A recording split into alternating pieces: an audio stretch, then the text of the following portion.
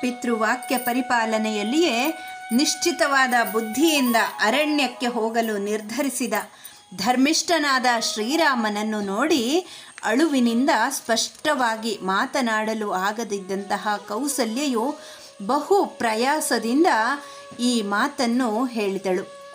ಮಗು, ನೀನು ದುಃಖವನ್ನೇ ಅರಿಯದವನು, ಧರ್ಮಾತ್ಮನು, ಸಕಲ ಪ್ರಾಣಿಗಳ ವಿಷಯದಲ್ಲಿಯೂ ಪ್ರಿಯವಾದ ಮಾತುಗಳನ್ನೇ ಆಡುವವನು. ದಶರಥ ಚಕ್ರವರ್ತಿಯಿಂದ ನನ್ನಲ್ಲಿ ಹುಟ್ಟಿರುವ ರಾಜಕುಮಾರನಾದ ನೀನು ಇಂದು ಉಂಚ ವೃತ್ತಿಯಿಂದ ಹೇಗೆ ಜೀವಿಸುತ್ತಿ? ಶ್ರೀರಾಮನ ಭೃತ್ಯ ಸೇವಕ ವರ್ಗದವರೇ ರುಚಿಕರವಾದ ಮೃಷ್ಟಾನ್ನವನ್ನು ಭೋಜನ ಮಾಡುತ್ತಾರೆ. ಹೀಗಿರುವಾಗ ಒಡೆಯನಾದ ಶ್ರೀರಾಮನು ಅರಣ್ಯದಲ್ಲಿರುವ ಕಂದ ಮೂಲಗಳನ್ನು ತಿಂದುಕೊಂಡು ಹೇಗೆ ಜೀವಿಸುವನು? ಸಕಲ ಗುಣ ಸಂಪನ್ನನಾದ ಶ್ರೀರಾಮನು ಕಾಡಿಗೆ ಹೋಗುವನೆಂಬ ವಾರ್ತೆಯನ್ನು ಯಾರು ತಾನೇ ನಂಬುವರು? ಗುಣಶಾಲಿಯಾದ ರಾಜನಿಗೆ ಅತ್ಯಂತ ಪ್ರಿಯನಾದ ಕಾಕುತ್ಸ್ಥನೇ ನಗರದಿಂದ ಹೊರದೂಡಲ್ಪಟ್ಟರೆ ಯಾರು ತಾನೇ ಭಯಪಡುವುದಿಲ್ಲ. ಇಂತಹ ಗುಣಶಾಲಿಯನ್ನೇ ರಾಜನು ಅರಣ್ಯಕ್ಕೆ ಕಳುಹಿಸಿದರೆ ಇನ್ನು ನಮ್ಮ ಪಾಡೇನು? ರಾಮನು ಅರಣ್ಯಕ್ಕೆ ಹೊರಟು ಹೋದರೆ ನಮ್ಮ ಯೋಗಕ್ಷೇಮಗಳನ್ನು ನೋಡಿಕೊಳ್ಳುವವರು ಮತ್ತಾರಿದ್ದಾರೆ? ನಾವು ಅರಕ್ಷಕರಾಗುತ್ತೇವೆ ಎಂದು ಪ್ರಜೆಗಳೆಲ್ಲರೂ ಭಯಪಡುತ್ತಾರೆ. ರಾಮ ನಿಶ್ಚಯವಾಗಿಯೂ ಕೃತಾಂತನು ಮಹಾಬಲಶಾಲಿಯು. ಏಕೆಂದರೆ ಅವನು ರಾಜರು ಪ್ರಜೆಗಳೆಂಬ ಐಶ್ವರ್ಯವಂತರು ಬಡವರು ಎಂಬ ತಾರತಮ್ಯವೇ ಇಲ್ಲದೆ ಸಕಲವನ್ನು ಸುಖ ದುಃಖಗಳೊಡನೆ ಸೇರಿಸುತ್ತಾನೆ. ರಾಮ, ಲೋಕಾಭಿರಾಮನಾದ ನೀನು ಅರಣ್ಯಕ್ಕೆ ಹೊರಟಿರುವುದೇ ವಿಧಿಯು ಸರ್ವಶಕ್ತ ಎಂಬುದಕ್ಕೆ ಸಾಕ್ಷಿಯಾಗಿದೆ.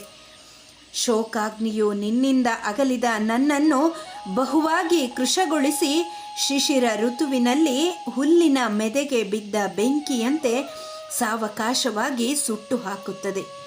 ನಿನ್ನನ್ನು ಕಾಣಲಿಲ್ಲ ಎಂಬ ಗಾಳಿಯು ನನ್ನ ಮನಸ್ಸಿನಲ್ಲಿ ಹುಟ್ಟಿ ಆ ಅಗ್ನಿಗೆ ಸಹಾಯಕವಾಗುತ್ತದೆ.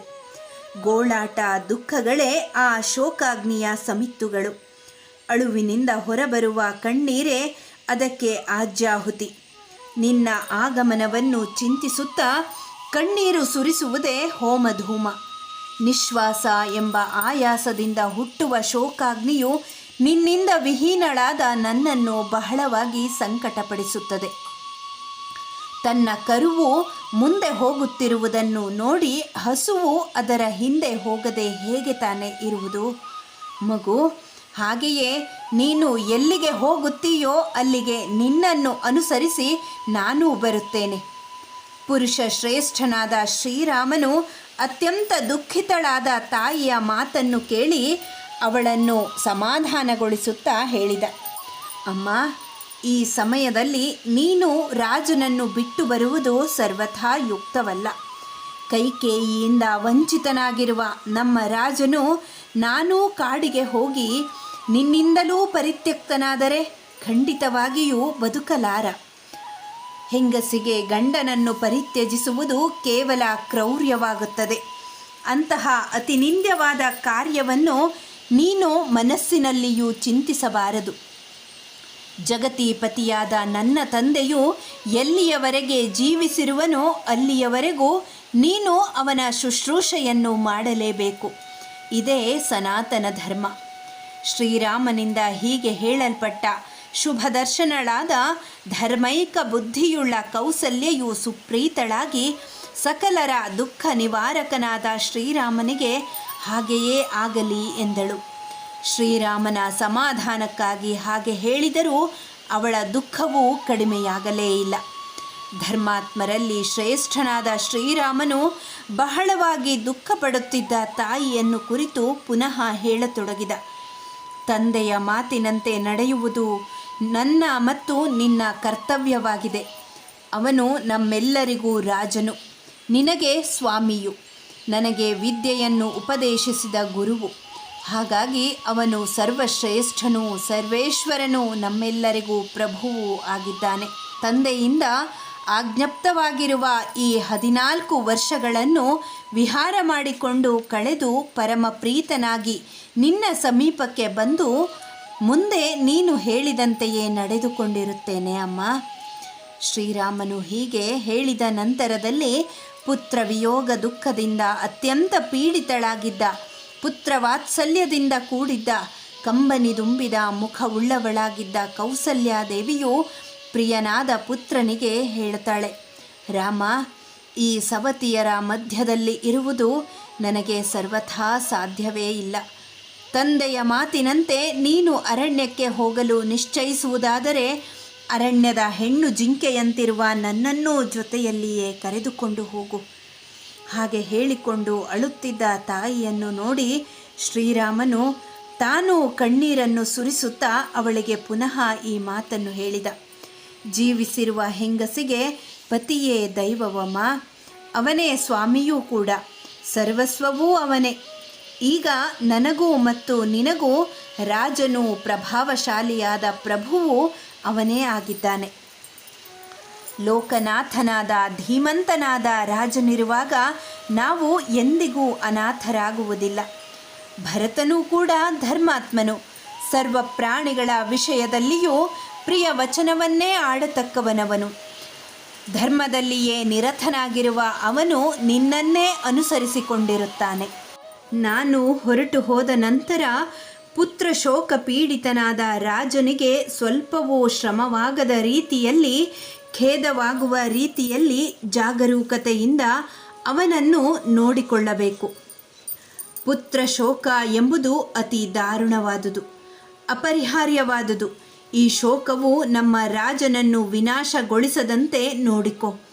ನೀನು ಏಕಾಗ್ರಚಿತ್ತಳಾಗಿ ವೃದ್ಧನಾದ ರಾಜನಿಗೆ ಯಾವಾಗಲೂ ಹಿತವಾಗುವುದನ್ನೇ ಮಾಡುತ್ತಿರು.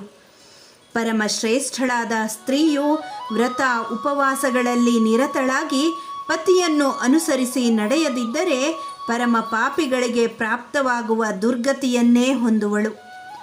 ವ್ಯವಧಾನವಿಲ್ಲದೆ ಪೂಜ್ಯರಾದವರಿಗೆ ನಮಸ್ಕಾರವನ್ನು ಮಾಡದಿದ್ದರೂ, ದೈನಂದಿನ ದೇವ ಪೂಜಾದಿಗಳನ್ನು ಬಿಟ್ಟಿದ್ದರೂ ಪತಿ ಶುಶ್ರೂಷೆಯೊಂದರಿಂದಲೇ ಸ್ತ್ರೀಯು ಉತ್ತಮವಾದ ಸ್ವರ್ಗಲೋಕವನ್ನು ಹೊಂದುತ್ತಾಳೆ. ಸತಿಯು ಯಾವಾಗಲೂ ಪತಿಗೆ ಪ್ರಿಯವನ್ನುಂಟು ಮಾಡುವುದರಲ್ಲಿಯೂ ಹಿತವನ್ನು ಉಂಟು ಮಾಡುವುದರಲ್ಲಿಯೂ ನಿರತಳಾಗಿದ್ದು ಪತಿ ಶುಶ್ರೂಷೆಯನ್ನೇ ಅನವರತವಾಗಿ ಮಾಡುತ್ತಿರಬೇಕು. ಇದು ಲೋಕದಲ್ಲಿ ನಿತ್ಯ ಧರ್ಮ. ಲೋಕದಲ್ಲಿ ಈ ಧರ್ಮದ ಆಚರಣೆ ಇದೆ ಹಾಗೂ ಶ್ರುತಿ ಸ್ಮೃತಿಗಳಲ್ಲಿ ಪ್ರತಿಪಾದಿಸಲ್ಪಟ್ಟಿದೆ. ನೀನು ಪತಿಯು ಮಾಡುವ ಅಗ್ನಿ ಕಾರ್ಯಗಳಲ್ಲಿ ಸಹಭಾಗಿನಿಯಾಗಿರಬೇಕು. ದೇವತೆಗಳನ್ನು ಚಂದನ ಪುಷ್ಪಾದಿಗಳಿಂದ ಅರ್ಚಿಸುತ್ತಿರಬೇಕು. ನನ್ನ ಸಲುವಾಗಿ ನೀನು ಸುವ್ರತರಾದ ಬ್ರಾಹ್ಮಣರನ್ನು ಸತ್ಕರಿಸಬೇಕು. ಹೀಗೆ ನನ್ನ ಆಗಮನವನ್ನೇ ಅಭಿಲಾಷಿಸುವ ನೀನು ನಿಯಮಾನುಷ್ಠಾನಪರಳಾಗಿ ನಿಯತಾಹಾರಳಾಗಿ ಪತಿ ಶುಶ್ರೂಷೆಯನ್ನು ಅನವರತವಾಗಿ ಮಾಡುತ್ತಾ ನಾನು ಬರುವ ಕಾಲವನ್ನು ನಿರೀಕ್ಷಿಸುತ್ತಿರು. ನಾನು ಬರುವವರೆಗೂ ಧರ್ಮಾತ್ಮರಲ್ಲಿ ಶ್ರೇಷ್ಠನಾದ ದಶರಥನು ಜೀವಿಸಿದ್ದರೆ ನಾನು ಹಿಂದಿರುಗಿದ ನಂತರ ನಿನ್ನ ಪರಮೇಷ್ಟವು ಈಡೇರುವುದು. ಶ್ರೀರಾಮನು ಹೀಗೆ ಹೇಳಿದ ತಕ್ಷಣವೇ ಕಂಬನಿ ತುಂಬಿದ ಕಣ್ಣುಗಳು ಉಳ್ಳವಳಾಗಿದ್ದಂತಹ ಪುತ್ರ ವಿರಹ ಶೋಕದಿಂದ ಆಗಿದ್ದ ಕೌಸಲ್ಯಾದೇವಿ ರಾಮನಿಗೆ ಹೇಳುತ್ತಾಳೆ, ಪುತ್ರ, ಕಾಡಿಗೆ ಹೋಗುವುದರಲ್ಲಿ ನಿನ್ನ ಸುದೃಢವಾದ ಬುದ್ಧಿಯನ್ನು ಬದಲಿಸಲು ನಾನು ಖಂಡಿತವಾಗಿಯೂ ಶಕ್ತಳಲ್ಲ. ನಿಶ್ಚಯವಾಗಿಯೂ ಕಾಲಧರ್ಮವನ್ನು ಮೀರಿ ನಡೆಯಲು ಸಾಧ್ಯವೇ ಇಲ್ಲ. ಪಿತೃವಾಕ್ಯ ಪರಿಪಾಲನೆಯಲ್ಲಿಯೇ ಏಕಾಗ್ರಚಿತ್ತನಾಗಿ ನೀನು ಅರಣ್ಯಕ್ಕೆ ಪ್ರಯಾಣ ಮಾಡು. ನಿನಗೆ ಸರ್ವಕಾಲಗಳಲ್ಲಿಯೂ ಮಂಗಳ ಉಂಟಾಗಲಿ. ನೀನು ಅರಣ್ಯದಿಂದ ಹಿಂದಿರುಗಿದ ನಂತರ ನಾನು ಶೋಕರಹಿತಳಾಗುತ್ತೇನೆ. ಪ್ರತಿಜ್ಞೆಯಂತೆ 14 ವರ್ಷಗಳ ಕಾಲ ವನವಾಸವನ್ನು ಮುಗಿಸಿ ಪಿತೃಋಣವನ್ನು ತೀರಿಸಿ ಕೃತಾರ್ಥನಾಗಿ ಅಯೋಧ್ಯೆಗೆ ಬರುವ ಸುಚರಿತನಾದ ಮಹಾಭಾಗನಾದ ನಿನ್ನಿಂದ ಪರಮೋತ್ಕೃಷ್ಟವಾದ ಸುಖವನ್ನು ಪಡೆಯುತ್ತೇನೆ. ಪ್ರಪಂಚದಲ್ಲಿ ವಿಧಿಯ ಮಾರ್ಗವನ್ನು ಭಾವಿಸಿಕೊಳ್ಳಲೂ ಕಷ್ಟ ಸಾಧ್ಯವಾದುದು. ತಾಯಿಯಾದ ನನ್ನ ಕರುಣಾಜನಕವಾದ ಮಾತನ್ನೂ ಕತ್ತರಿಸಿ ವನವಾಸಕ್ಕೆ ನಿನ್ನನ್ನು ವಿಧಿಯು ಪ್ರಚೋದಿಸುತ್ತಿರುವುದಲ್ಲವೇ? ಈಗ ನೀನು ಅರಣ್ಯಕ್ಕೆ ಪ್ರಯಾಣ ಮಾಡು. ಕ್ಷೇಮದಿಂದ ಹಿಂದಿರುಗಿ ಬರುವ ನೀನು ನನ್ನನ್ನು ಮೃದುವಾದ ಮನೋಹರವಾದ ಸಾಂತ್ವನದ ವಚನಗಳಿಂದ ಸಂತೋಷಗೊಳಿಸುವೆಯಂತೆ. ನೀನು ಅರಣ್ಯದಿಂದ ಬರುವ ಕಾಲವು ಈಗಲೇ ಸನ್ನಿಹಿತವಾಗಿ ಬಿಟ್ಟರೆ ಜಟ ವಲ್ಕಲಗಳನ್ನು ಧರಿಸಿ ಅರಣ್ಯದಿಂದ ಹಿಂದಿರುಗುವ ನಿನ್ನನ್ನು ಈಗಲೇ ನೋಡಿಬಿಡುತ್ತೇನೆ. ವನವಾಸಕ್ಕೆ ಹೊರಡಲು ನಿಶ್ಚಯಿಸಿ ನಿಂತಿದ್ದ ರಾಮನನ್ನು ಕೌಸಲ್ಯಾದೇವಿಯು ಪರಮ ಆನಂದದಿಂದ ನೋಡಿದಳು. ಹಾಗೆ ಹೊರಟಿರುವ ಶ್ರೀರಾಮನಿಗೆ ಮಂಗಳಾಶಂಸನೆಗಳನ್ನು ಮಾಡಲು ಅಪೇಕ್ಷಿಸಿ ಶುಭ ಲಕ್ಷಣ ಸಂಪನ್ನನಾದ ಶ್ರೀರಾಮನಿಗೆ ಹೇಳತೊಡಗಿದಳು. ಆ ಮಾತುಗಳನ್ನು ನಾಳೆ ಮುಂದುವರಿಸೋಣ.